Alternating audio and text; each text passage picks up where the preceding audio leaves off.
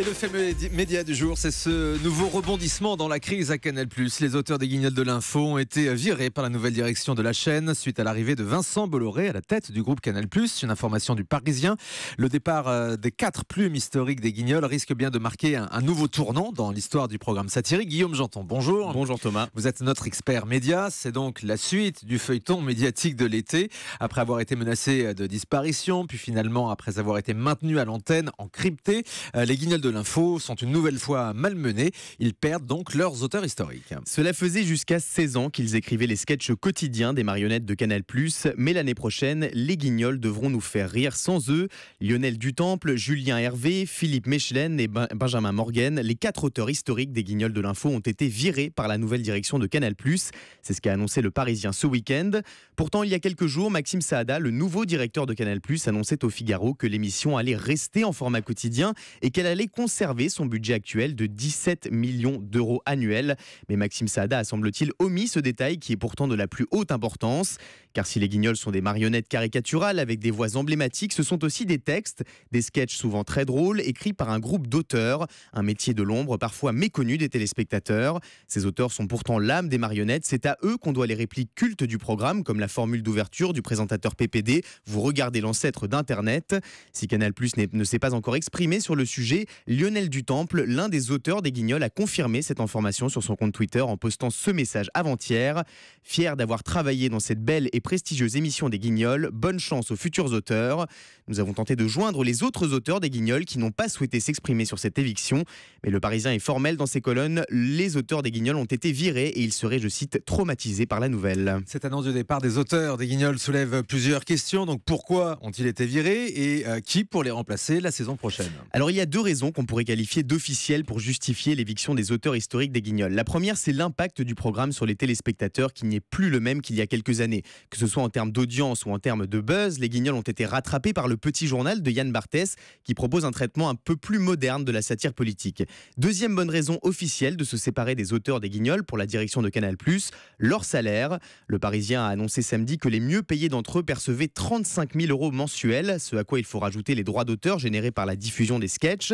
Des chiffres confirmés par plusieurs sources proches des auteurs que nous avons contactés.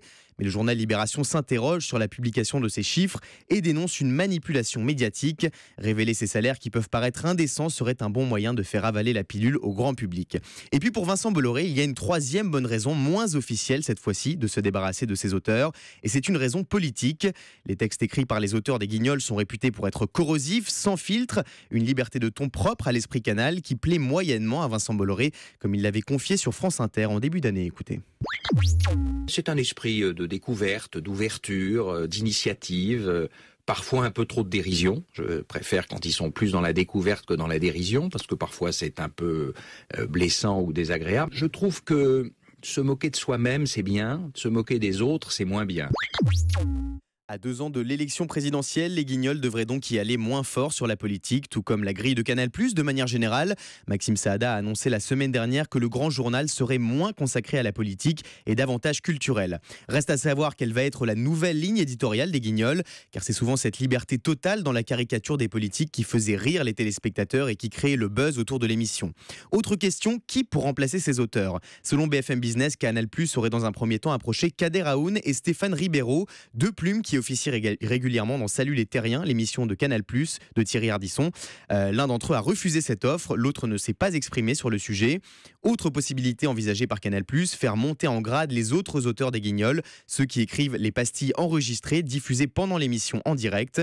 Avec de nouveaux auteurs sans doute moins corrosifs, une chose est sûre, les Guignols n'auront plus le même ton la saison prochaine et donc plus la même saveur. C'est un nouveau rebondissement dans ce feuilleton qui confirme que la crise à Canal+ est loin d'être finie. Alors si cette nouvelle version des Guignols fait partie des changements qui seront perceptibles à l'antenne par les téléspectateurs la saison prochaine, d'autres changements ont lieu en coulisses et pas des moindres. Vendredi, on a appris que Canal+ avait demandé le départ de Renaud Levanquim, le producteur historique du Grand Journal qui perd la direction de sa société KM Prod qu'il a créée, aujourd'hui détenue par le groupe Zodiac Media. Autre figure du groupe Canal+ a quitté le groupe, Ara Aprikian, le patron de D8, D17 et iTélé, bien connu des fans de Touche pas à mon poste, qui aurait pris la porte selon BFM Business. D'autres médias affirment que rien n'est joué, on devra devra en savoir plus dans les jours qui viennent.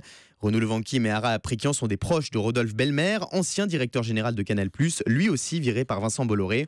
Autant de départs qui confirment que c'est bel et bien la fin de l'esprit Canal tel qu'on l'a connu ces 30 dernières années. Les Guignols de l'info font les frais de ce grand ménage à Canal+, puisqu'à la rentrée, ils perdront leur diffusion en clair, ils perdront leurs auteurs historiques, et puis ils perdront sans doute l'une de leurs marionnettes qu'on devrait ne plus voir à l'antenne, celle de Vincent Bolloré. Oui, ça c'est certain. Merci beaucoup Guillaume Janton. On le voit, la crise à Canal+ est loin d'être terminée.